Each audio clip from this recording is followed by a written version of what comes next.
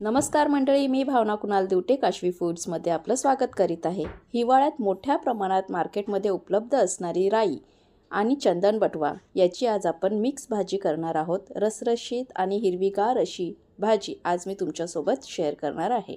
इथे मी सरसो म्हणजेच राई आणि चंदन बटवा अशा दोन्ही भाज्या घेतलेल्या आहेत। छान स्वच्छ करून धुवून बारीक चिरून घेतलेल्या आहेत। या दोन्ही भाज्या हिवाळ्यात येतात। चंदन बटव्यामध्ये विटामिन ए, बी, सी आणि के सारखे पोषण तत्वे असतात, तर राईमध्ये ए, बी, सी, डी सारखे पोषण तत्वे असतात, ज्यामुळे डोळ्यांसाठी, इम्युनिटीसाठी, हाडे मजबूत करण्यासाठी फायदेशीर आहे।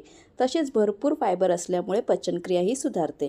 ते आपण फोडणी करून घेणार आहोत। तेलात मी हिरवी मिरची आणि भरपूर लसूण घातलेला आहे आणि छान खरपूस आपण त्याला परतून घेणार आहोत।